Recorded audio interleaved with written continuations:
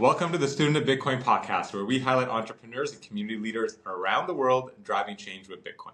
In every episode, we put our guests through a rapid fire round, 10 questions, 21 seconds each. And today we have Josue joining us from Botswana. He's the founder of Ola Bitcoin, a circular economy in Gaborone, the capital of Botswana. Welcome, Josue. Thank you so much, Santosh. Glad to be here. Josue, could you please introduce yourself to give an audience of who we are speaking with today? Yeah, so I'm a Mexican American living in Botswana. I'm married to a Botswana. We've been living here 8 years. Two of our kids are born here, one in the U.S. And yeah, we have three boys. So we're just doing life in Botswana, Bitcoining in Botswana. And this year we decided to get more serious about it, and I had been involved, but mostly on the Zim side, because I felt like they had more hunger for Bitcoin and just needed it more than people here in Botswana. But now that inflation started hitting, people are starting to realize that they need Bitcoin as well here. So yeah, just pushing education and adoption, and yeah, that's what we're doing at Ola Bitcoin. Awesome. It's what we need the most in every local community.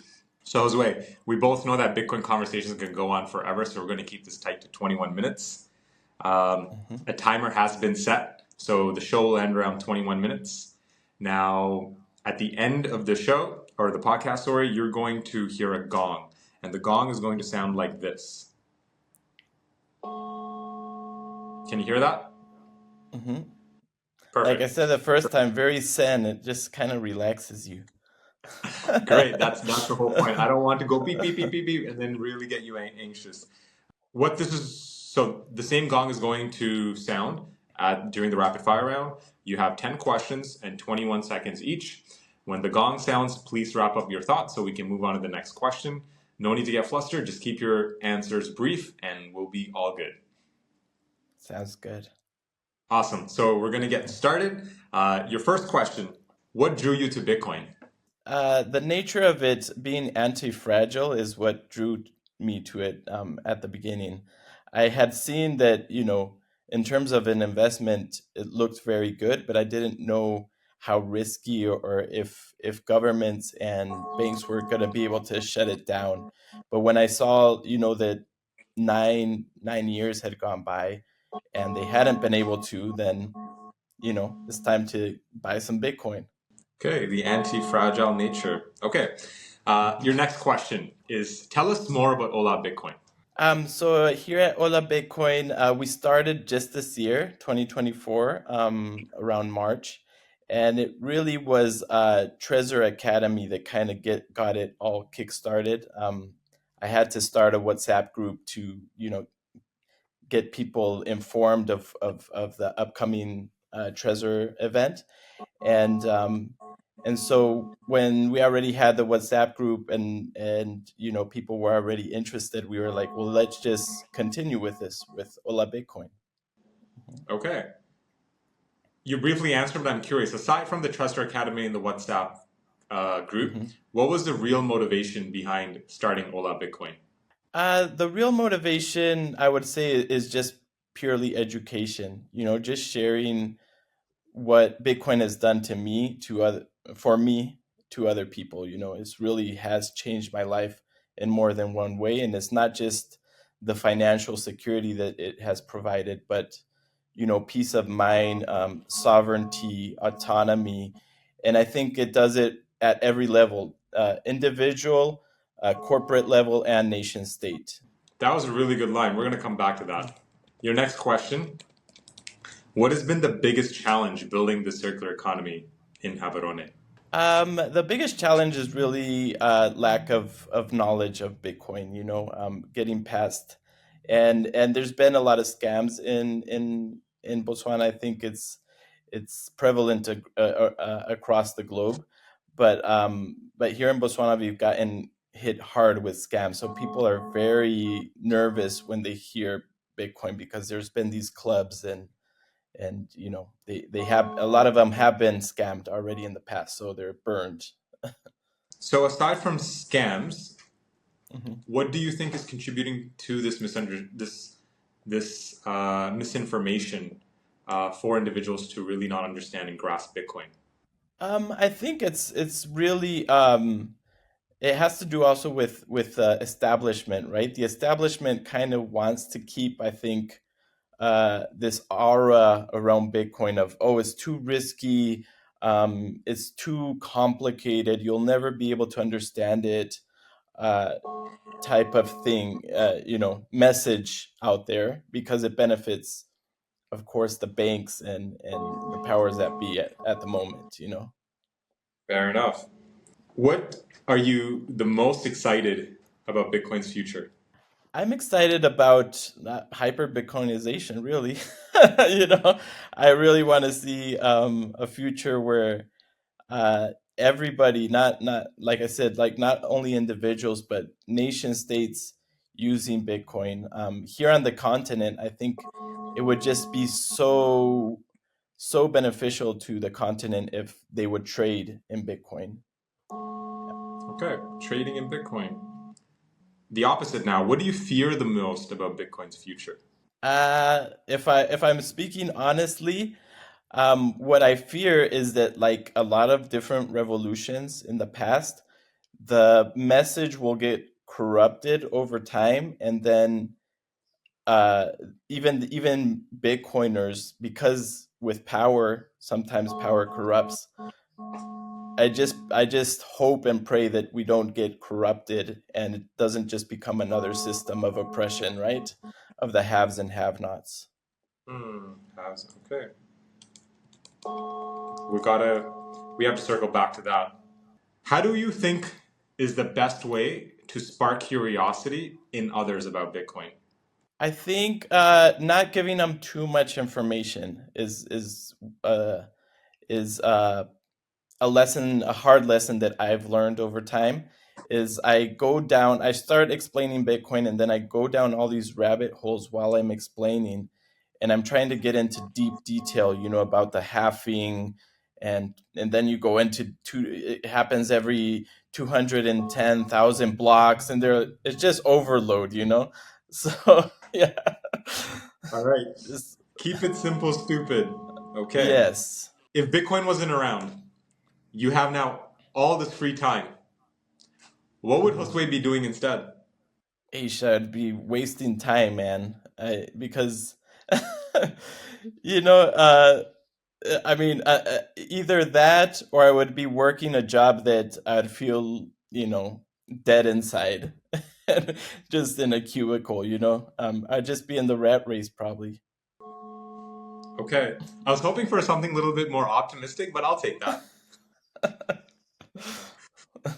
Your last question for the rapid fire round. If there's one piece of Mhm. advice you'd share to the audience, what would it be?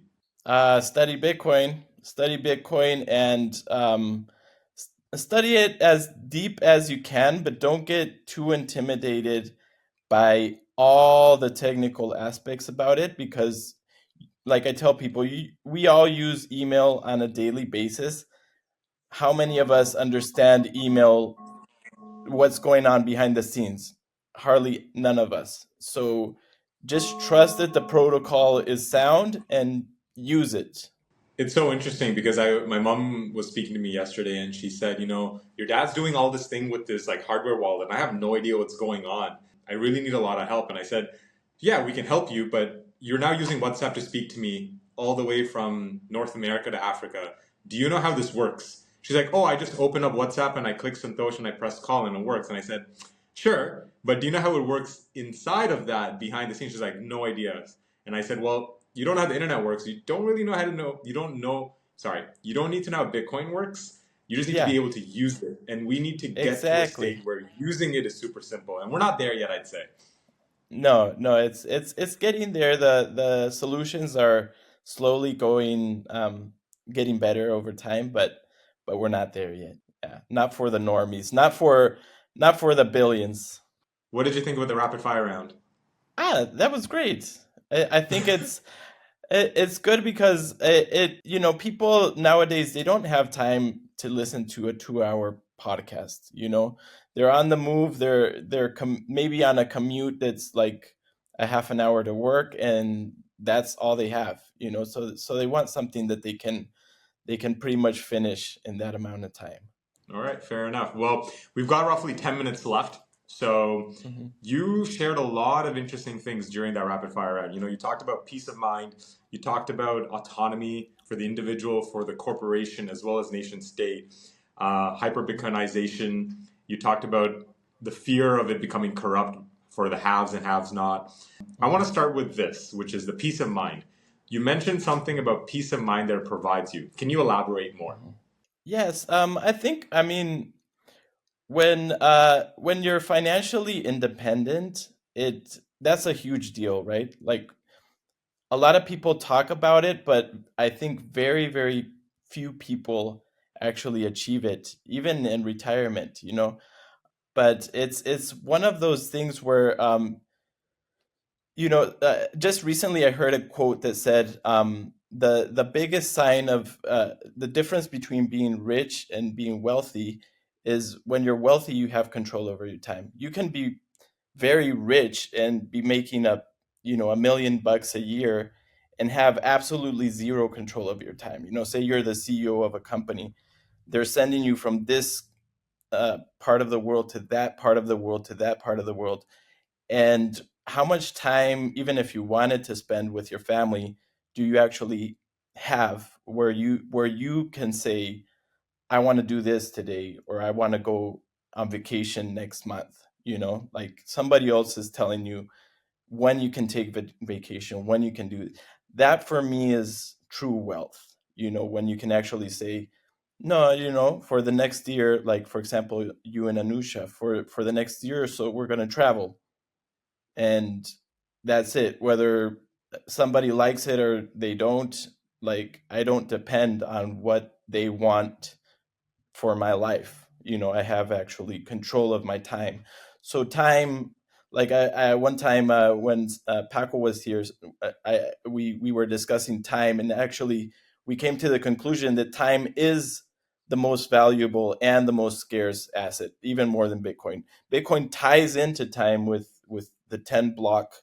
They're targeting 10 blocks, so it ties in time into it. But time, at the end of the day, like, I asked Paco, what would you prefer? Having 1 million Bitcoin, but you die tomorrow, or not dying tomorrow? And I think almost anybody would say, keep your 1 million Bitcoin. I don't want to die tomorrow. So I want to live. that just, yeah, yeah, yeah. So that shows you time is more valuable even than Bitcoin. So, No, it's fair. I'm a true, yes, I'm an ardent believer that time is the scarcest resource that we have, and it's the most precious that we need to take care of and watch out for. And also to the listeners, I believe Josue meant 10 minutes per block, not 10 blocks. So just a oh yeah, clarification there. sorry. 10 minutes It's per okay. block, yeah. It's okay. Um, Okay. Now, I'm also guilty of this. When we're trying to spark curiosity, you get so excited because you want to show them this whole new world, and you start dropping all these big words. You use all these complicated terms, and you really get ahead of yourself. So, what if you found helpful to keep it nice Mhm. and easy to introduce someone to Bitcoin? Yeah, I think, just really, really sticking to the high level, not even at the very, very beginning, not even in touching too much on self custody, but just the value of Bitcoin, why it's scarce, the 21 million, cap, and the fact that we're already at 19 point, almost 19.8, mined. So just that scarcity, value proposition.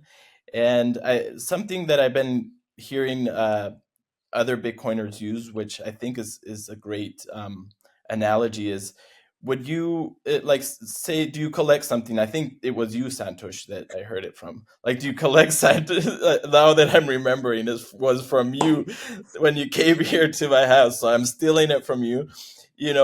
Or, like, for example, a lot of people here in Botswana, they're in the diamond business. Like, diamonds.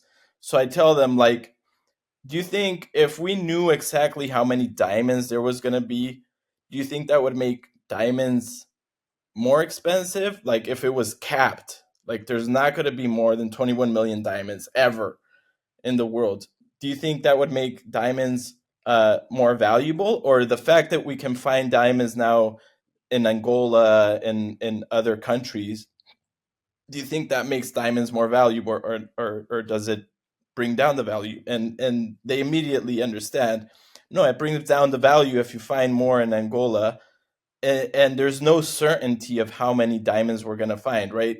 Like diamonds is not something that is outside of the world, because I think you need, fossil, you need carbon, something organic to make them, but you never know. It, we found gold outside of the earth. We found other precious metals, so it might be that someday we find it on another planet, and there's like tons of it. So it's one of those that the scarcity is not known with other ones. The cap is absolute with Bitcoin, and it's enforced by tremendous computing power, tremendous computing power and electricity. So that's the value proposition, just like in a quick nutshell, and the network effect, right? Like we already have, like, what is it, 100, is it 100 million users that we have, we're close to, or something like that, at least like 100 million addresses or something. We don't know the exact number of users, but I but feel it's hard to really determine how many users are using it. You yeah. could sort of backtrack. I actually haven't gone through this exercise. It might be a very interesting sort of um, case study.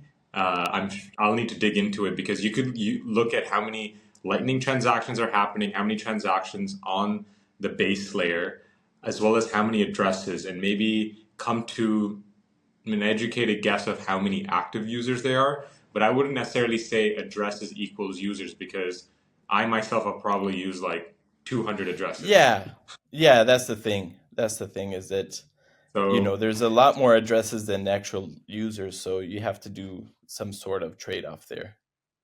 you're giving me homework. I'm going to go look into this further, because it's been something that's been running through my mind for a long time. Is what is a metric that we can use to gauge active users? And Lightning seems to be a decent one, but that is that you lose sight of base layer.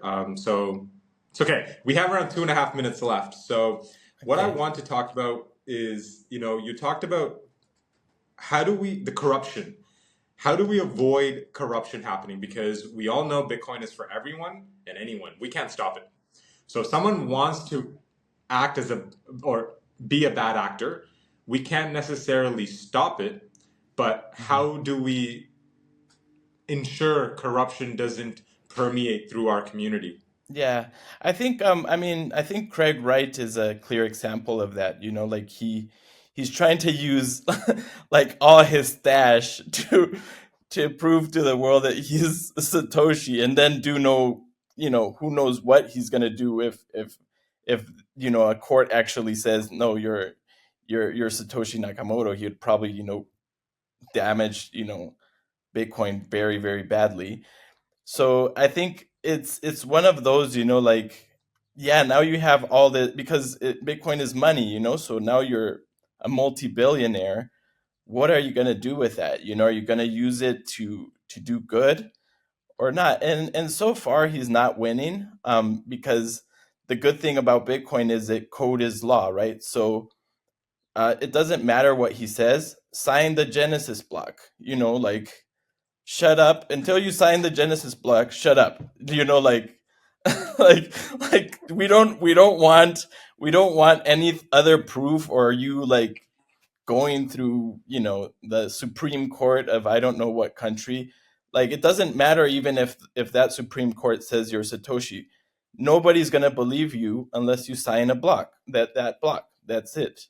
So code being law, I think it does protect us to a certain degree, but I still think I just hope that we don't, there's not a lot of Craig Wrights out there. The fortunate thing is we rely on strength in numbers, right? So as long as the honest nodes outnumber the bad, or the evil or the bad actor nodes, we should be okay. Yeah. So I feel that our strength in numbers will stay true and we should be okay. I mean, so far, 15 years, things have been going so well, and we'll just have to continue this path. Yep. Perfect. Oh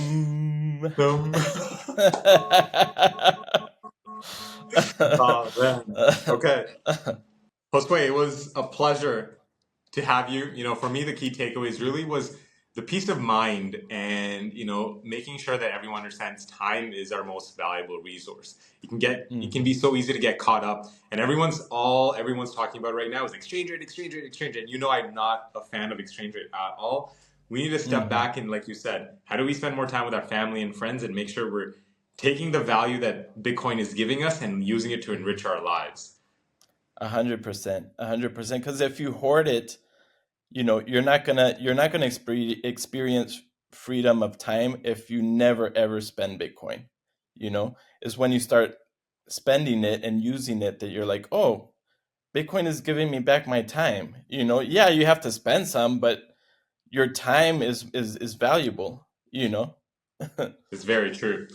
To our listeners, Josue can be found on X and his Ola Bitcoin website, which will be shared in the show notes. Thanks for tuning into the Student of Bitcoin podcast. Stay curious, stack sats, spend those sats. Until next time.